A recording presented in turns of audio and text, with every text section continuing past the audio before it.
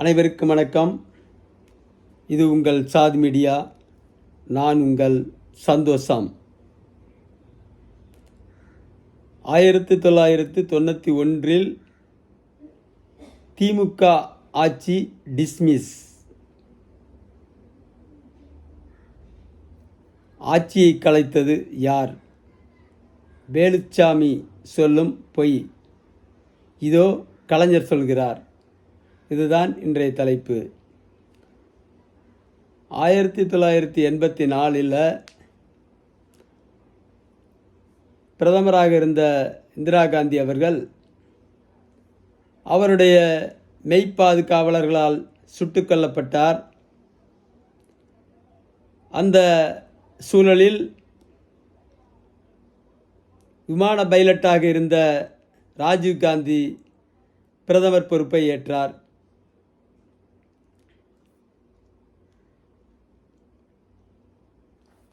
1985 பொது தேர்தலையும் நடத்தினார். தமிழ்நாட்டில் உடல் நலிவுற்று அமெரிக்க மருத்துவமனையில் சிகிச்சை பெற்றிருந்த எம்ஜிஆரோடு கூட்டணி அமைத்து தேர்தலை சந்தித்தார். இங்கே தாயை இழந்த ராஜீவ்காந்திக்கும் உடல்நல பாதிப்பால் வாய் பேச முடியாமல் போன எம்ஜிஆருக்குமாக தாயில்லாத பிள்ளைக்கு ஒரு ஓட்டு, வாயில்லாத பிள்ளைக்கு ஒரு ஓட்டு என போட்டதை நாம் பார்த்தோம். சுமார் அந்த தேர்தலில் 400 சீட்டுக்கு மேல் வெற்றி பெற்றார்.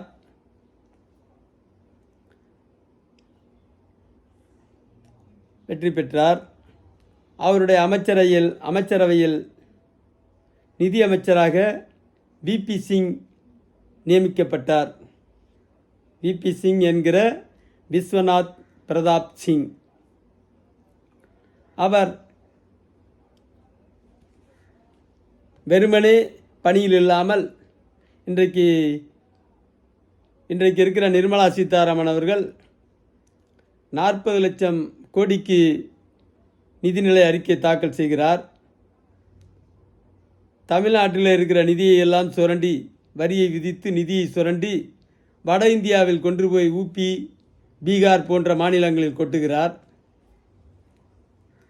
ஒதுக்குகிற நிதி என்ன ஆயிற்று என்கிற கவலை அவருக்கு இல்லை.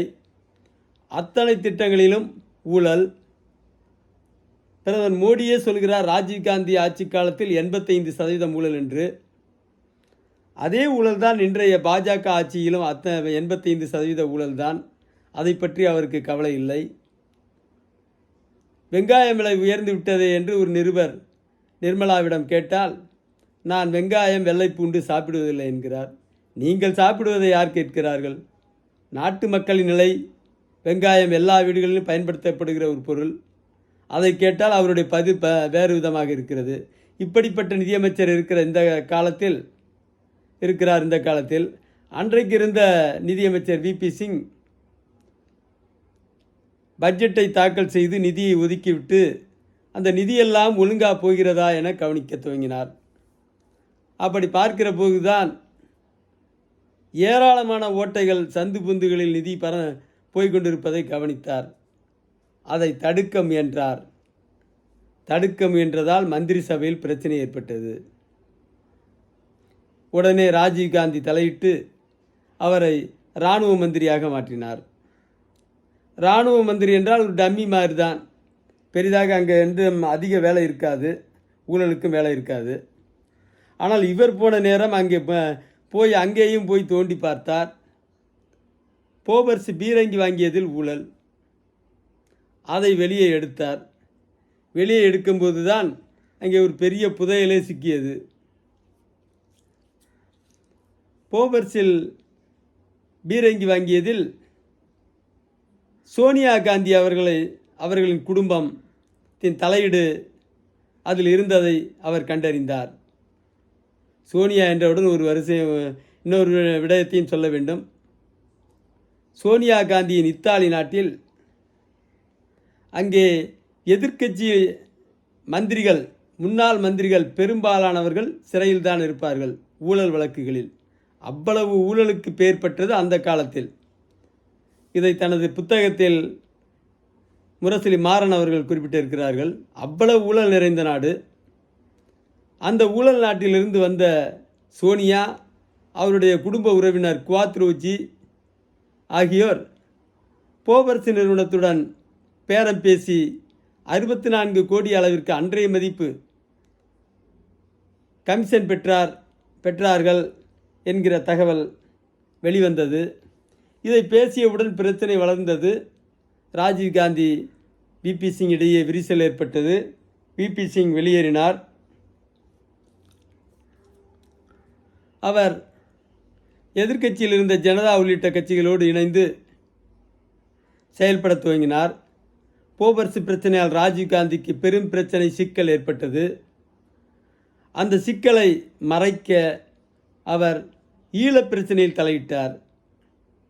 சம்பந்தமில்லாத பிரச்சனையில் வரம்பு மீறி மூக்கை நுழைத்து விடுதலை புலிகளுக்கு பதிலாக இவர்களே ஒப்பந்தத்தை போட்டு இந்திய படையை அனுப்பி தமிழர்களை படுகொலை செய்தார் ராஜீவ்காந்தி. சுமார் 20,000த்திற்கும் மேற்பட்ட இளைஞர்கள் படுகொலை செய்யப்பட்டார்கள். சுமார் 10,000 பெண்கள் பாலியல் வன்கொடுமைக்கு உள்ளாக்கப்பட்டதாக தகவல் இருக்கிறது. இவ்வளவு கொடிய செயல்களை அவர் புரிந்தார். அதன் பிறகு இங்கே விபி சிங்கினுடைய செல்வாக்கு இந்தியாவில் உயர்ந்து கொண்டே போனது. தமிழ்நாட்டில் எம்ஜிஆர் மறைவுக்கு பிறகு கலைஞர் 1989இல் முதல்வரானார்.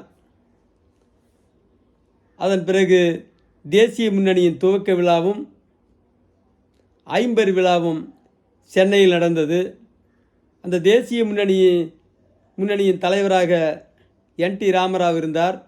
தமிழகமும் ஆந்திராவும் சேர்ந்து நடத்திய விழா என்பதால் வரலாறு காணாத பேரணியை அன்றைக்கு சென்னை சந்தித்தது. அந்த பேரணியில் நானும் கூட இளைஞரணி சீருடையில் கலந்து கொண்டேன்.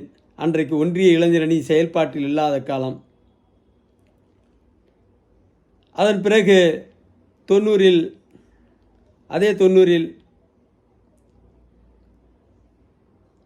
5 ஆண்டுகள் முடிந்து தேர்தல் நடந்தது பாராளுமன்றத்திற்கு. தேசிய முன்னணி வட மாநிலங்களில் முன்னணி பெற்றாலும் தமிழ்நாட்டில் பூஜ்ஜியமாக முடிந்தது.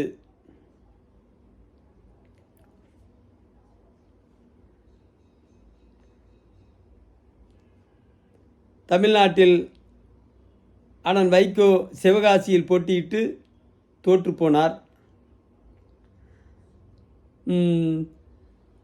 இங்கே அனைத்து தொகுதிகளிலும் ஜெயலலிதா காங்கிரஸ் கூட்டணி முழு வெற்றியை பெற்றது. அதைத் தொடர்ந்து மத்தியிலே விபி சிங் தலைமையிலான ஆட்சி, அதில் தமிழ்நாட்டிலிருந்து வெற்றி பெறாவிட்டாலும் கூட மாநிலங்களவை உறுப்பினரான திரு முரசொலி மாறன் மத்திய கேபினட் மந்திரியானார்.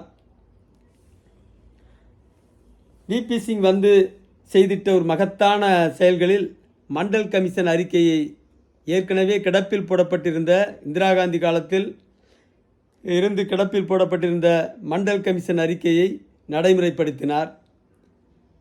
தீராத பிரச்சனையாக இருந்த காவிரி நதிநீர் நடுவர் மன்றத்தை அமைத்தார்.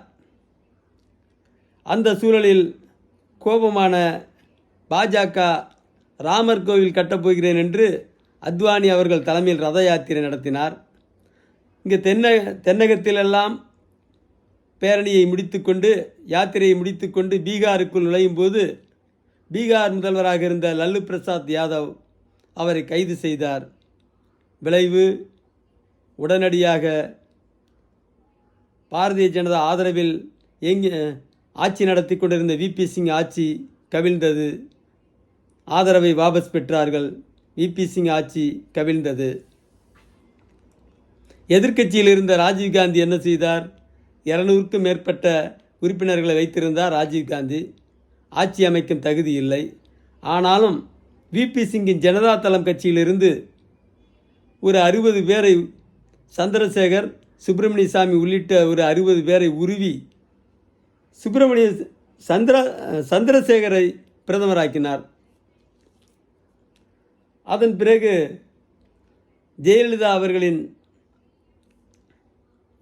அவர்களின் வற்புறுத்தலுக்கிணங்க திமுக ஆட்சியை கவிழ்க்கும் சதி செயல்களில் ஈடுபட துவங்கினார். சந்திரசேகரை மிரட்டினார். அவ்வப்பொழுது தமிழ்நாட்டிற்கு வருவார். கலைஞரிடம் விவாதிப்பார். அரசியல் விவாதங்களில் ஈடுபடுவார். கலைஞரின் கருப்பு கண்ணாடியை விமர்சித்தார். கருப்பு கண்ணாடி போட்டிருந்தால் கண்ணை பார்த்து பேச வேண்டும், அப்படி அல்லாமல் கண்ணை மறைத்து கொண்டு கருப்பு கண்ணாடி போட்டிருப்பவர்களை நம்பக்கூடாது என்று பேசினார். உடனே கலைஞர் சொன்னார், நான் கருப்பு கண்ணாடி போட்டிருப்பது ஒரு காலத்தில் புதுவையிலே பிரச்சாரம் முடித்து திரும்பி கொண்டிருந்த போது அங்கிருந்த மாற்றுக் கட்சியினர் என்னை அடித்து தூக்கி சாக்கடையில் போட்டு விட்டார்கள். அதன் பின் அது வழியாக வந்த பெரியார் அவர்கள் யதார்த்தமாக என்னை பார்த்து தூக்கி காப்பாற்றினார். அதிலிருந்து ஒரு கண் பழுதாகிவிட்டது, பார்வை போய்விட்டது, அதனால்தான் கருப்பு கண்ணாடி போட்டிருக்கிறேன் என்றார். அதன் பிறகும் விவாதங்கள் தொடர்ந்தது. உடனே ராஜீவ்காந்தி சொன்னார், நீங்கள் ஏற்கனவே இப்போது காங்கிரஸை விமர்சிக்கிறீர்களே, ஏற்கனவே காங்கிரஸோடு கூட்டணி வைத்திருந்தீர்களே என்று கேட்டார். அதற்கு கலைஞர் சொன்னார், காங்கிரஸ் திமுக கூட்டணி என்பது எலி தவளை கூட்டணி. தவளை தண்ணிக்கு இழுக்கும், எலி வேலிக்கு இழுக்கும். இந்த கூட்டணி நிற்காமல் போய்விட்டது என்று ஒரு விளக்கத்தையும் சொன்னார். அதன் பிறகும் தொடர்ந்தது. ராஜீவ்காந்தி நச்சரிப்பால், ஜெயலலிதாவின் நச்சரிப்பால் ராஜீவ்காந்தி சந்திரசேகரை மிரட்டி ஆட்சியை கவிழ்ப்பதற்கான வேலைகளில் ஈடுபட்டார். தமிழ்நாட்டில் அன்றைக்கு கலைஞரின் நண்பரும் பஞ்சாப் முன்னாள் முதல்வருமான பஞ்சாப் சிங்கம் பர்னாலா கவர்னராக இருந்தார். அவர் ஆட்சியை கலைக்க ஒப்புதல் கடிதம் வழங்கவில்லை. இருந்தபோதிலும் ஆட்சியை கவிழ்ப்பதற்கான வேலைகளில் காங்கிரஸும் சந்திரசேகரும் ஈடுபட்டார்கள். தேசிய முன்னணியின் விபி சிங் உள்ளிட்ட தலைவர்கள் ஜனாதிபதி மாளிகைக்கு சென்று பட்டுக்கோட்டை பார்ப்பனரான ஜனாதிபதி வெங்கட்ராமனை சந்தித்து திமுக ஆட்சியை கலைக்கக்கூடாது என்றார்கள். இல்லை, அப்படி எந்த திட்டமும் இல்லை, கலைக்க சொல்லவில்லை என்று சொல்லிவிட்டார்கள். ஆனால் அதன் பிறகு பார்த்தால் நள்ளிரவில் திமுக ஆட்சி டிஸ்மிஸ் செய்யப்பட்டது. ஜனவரி 31 காந்தியின் நினைவு நாள். காந்தி சுட்டுக் கொல்லப்பட்ட அன்று திமுக ஆட்சி டிஸ்மிஸ் செய்யப்பட்டது. மறுநாளில் தமிழகம் கொதித்தெழுந்தது. தமிழகம் முழுவதும் போராட்டக்களம். எங்கள் பகுதியில் கூட 15 கிலோமீட்டர் தூரத்திற்கு ஒரு பேரூராட்சியில் துவங்கி நகராட்சி வரை 15 கிலோமீட்டர் தூரத்திற்கு சைக்கிள் பேரணி நடத்தப்பட்டது கட்சியிலிருந்து. அதில் நானும் கூட கலந்து கொண்டேன். அங்கே மிக கடுமையான கோஷங்கள் எழுப்பப்பட்டது. பாப்பான் ராஜீவ்காந்தியை நாடு கடத்து, பாப்பாத்தி ஜெயலலிதாவை நாட்டுடைமையாக்கு என்றெல்லாம் கோஷங்கள் மிக கடுமையாக எழுப்பப்பட்டது. இப்படிப்பட்ட சூழலில் அடுத்தது சில நாட்களுக்கு பிறகு கலைஞர் தனது கடிதத்தில் குறிப்பிட்டார். ஒரு ஓரங்க நாடகத்தையே அதில் எழுதினார். சந்திரசேகர் எனக்கு நண்பர்தான், ஆனாலும் பிரதமர் சந்திரசேகர் எனக்கு நண்பர்தான், ஆனாலும் அவருடைய பங்களிப்பு என்பது மிக குறைவு என சொல்லிவிட்டு ஒரு ஓரங்க நாடகத்திலே அந்த நாடகத்தை வரிகளை இப்பொழுது பயன்படுத்துவது அவ்வளவு சிறப்பாக இருக்காது. ராஜீவ்காந்தியை குரங்காட்டியாகவும் சந்திரசேகரை குரங்காகவும் காட்டி ராஜீவ்காந்தியின் ஆட்டத்திற்கேற்ப சந்திரசேகர் ஆடினார். குரங்கின் கையில் சிக்கிய பூமாலையைப் போல திமுக ஆட்சியை கிழித்து போட்டு விட்டார். இந்த ராஜீவ்காந்தியின் தூண்டுதலின் பெயரில் என்று மிக வலுவாக பதிவு செய்திருக்கிறார்.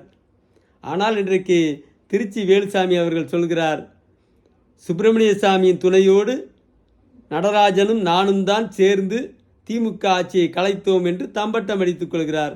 அவர் மீது நமக்கு மரியாதை உண்டு, அவர் சொல்வதை நாம் எதிர்க்கவில்லை. ஆனாலும் கலைஞர் தெளிவாக சொல்லியிருக்கிறார், சந்திரசேகர் என்கிற குரங்கை ராஜீவ்காந்தி என்கிற குரங்காட்டி தனது ஒரு பாடலையே பாடி காட்டுவார். அதை இப்போது சொல்வது சிறப்பாக இருக்காது. சொல்லி தனது விருப்பத்திற்கிணங்க திமுக ஆட்சியை கலைத்தார் என்று சொன்னார். தனது ஆட்சியை காப்பாற்றிக் கொள்ள எனது ஆட்சியை கலைத்து விட்டார் சந்திரசேகர் என்று சொன்னார். இதுதான் உண்மை.